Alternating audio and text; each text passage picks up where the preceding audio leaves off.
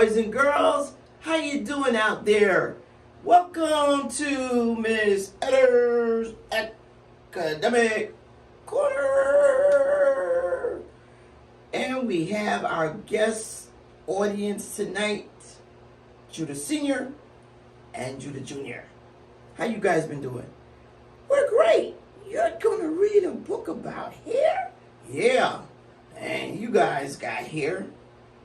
Need a little fix me up, but you know.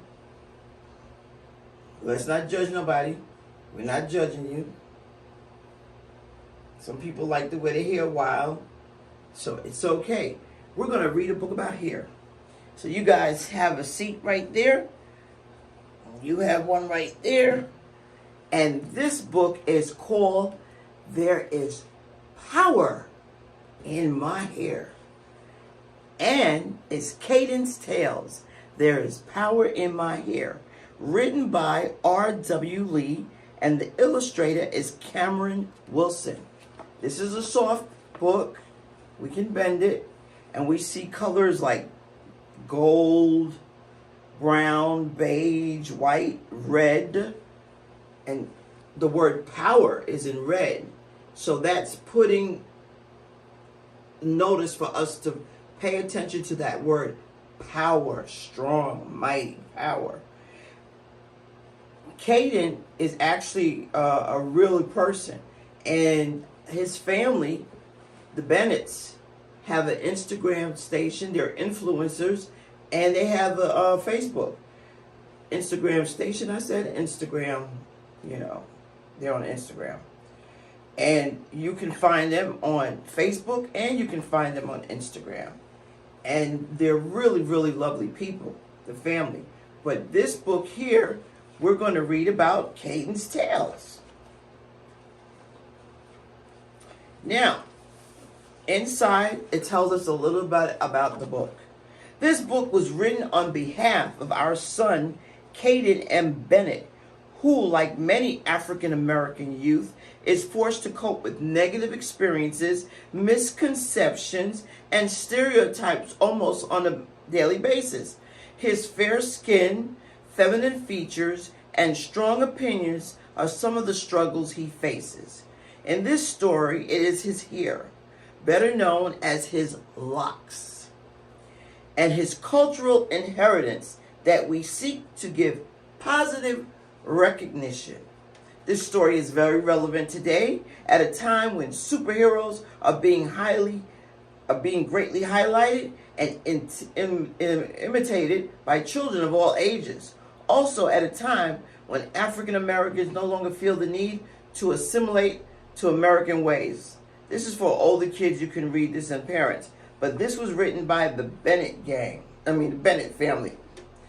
And another thing is, sometimes people see people with dreadlocks or locks, and they have negative things in their head about it. And we should not judge a book by its cover. So let's read some more about what Caidyn's Tales has to say about There is Power in My Hair. It's Saturday. Caidyn has been waiting all week to put on his new cape and watch his favorite superhero in action. Pow, pow, take that, says Caidyn, while he kicks and swings across the room, practicing his super moves. Caidyn has on a cape, and we see some pictures back there on the wall. We actually see the Black Panther in the middle, Martin Luther King Jr., and former President Obama. And we see some books on the side, too. As his dad walks in, Caidyn yells, "Look, Daddy, I'm watching my favorite superhero. He has lots of superpowers." "Well, guess what? You are my favorite superhero, and you have superpowers too," said Dad. "There is power in your hair, son."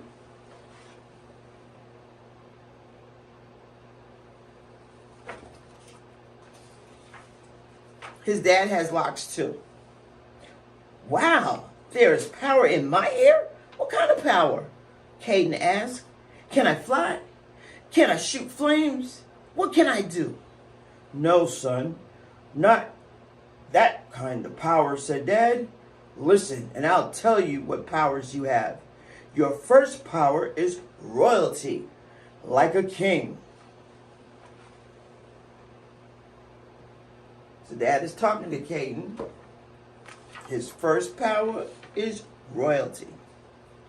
You see, Caidyn, many of our ancestors, and that's people who came before us, were great kings, like the three we have on our wall. They have a picture of King Hannibal, King Shaka Zulu, and King Mansa Musa I. We have King Hannibal, King Mansa Musa I, and King Shaka Zulu. They were all powerful, great leaders, son. Now, some of your parents may know King Shaka Zulu because they made a movie a long time ago about him. Yeah, actually on TV. Hey, look at me, said Caidyn. I'm a king. I have royalty in my hair, and I'm going to grow up to be a great leader too, Daddy. Yes, you will, King Caidyn. You also have power called culture, and culture has many faces. Let's take a look, said Dad. So we have royalty so far, and now we have culture, which is spelled C-U-L-T-U-R-E. This is the great Ethiopian Empire, Haile Selassie I. He was also called Rastafari Makonnen. There is where the Rastafarian culture began.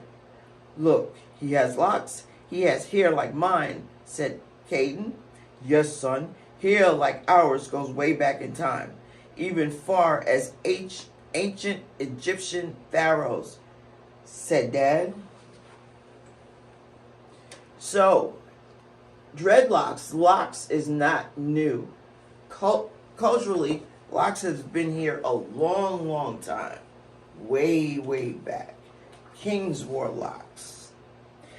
Dad noticed that Caidyn suddenly looked sad. He asked, "What's wrong, son?" "Well," said Caidyn, "some kids at school made fun of my hair and said it was dirty. When I told my friend Bobby about it, about things that they were saying, he said, maybe you should get your hair cut short like mine so they don't tease you." So that's Caidyn walking in school, remembering when he was being teased. And then his friend Bobby said, "Cut your hair short like mine and they won't tease you." You shouldn't have to cut your hair short so they don't tease you. They just shouldn't be teasing you.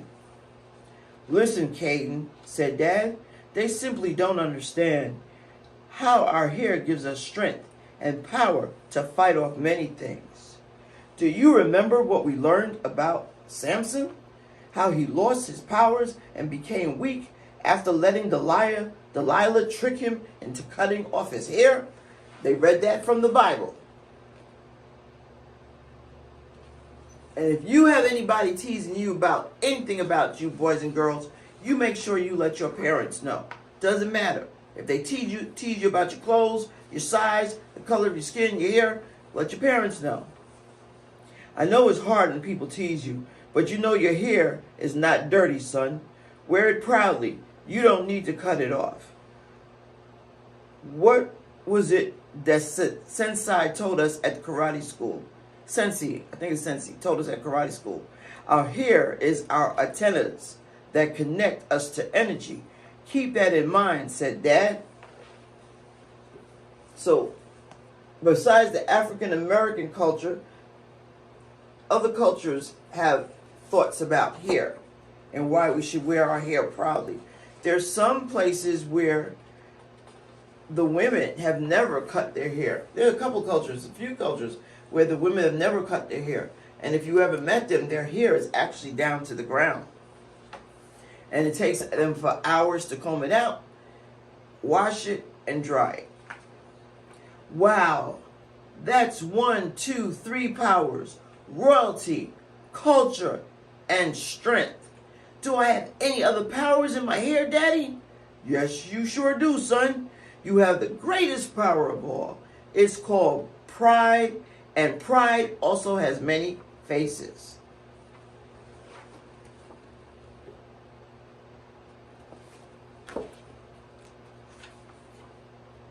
Let's see which pride they're talking about.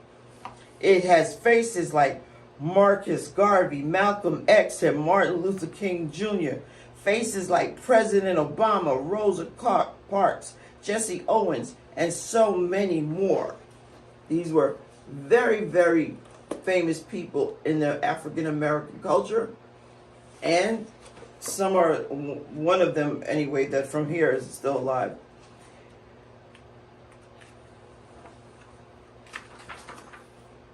Caidyn got so excited. He spread his arms and off he flew, yelling, "I've got powers! I've got superpowers, royalty, culture, strength, and pride. I'm Daddy's superhero." And we're talking about pride, which you are confident about who you are and the people that you came from, and that you're happy about it. Caidyn is walking around with his superpowers. And what are they again, boys and girls? Royalty, culture, strength, and pride. Caidyn returned to school wearing his crown, his cape, and a new t-shirt Dad made him. This time, there was no teasing. Instead, the kids watched him with excitement. As Caidyn proudly walked past them in the hall, he couldn't stop thinking about his new superpowers. He put on a big smile and said to himself, he didn't say it out loud, he said to himself, "Pow, take that." And his shirt says, "There is power in my hair." And he's walking straight up, and he's walking like he's a king, and he is walking like he knows he has superpowers. There is power in my hair, and that's the real Caidyn. So remember, boys and girls, if anybody is teasing you about the way you look, about your hair, or anything about you, you make sure you let your parents know. There is power in my hair.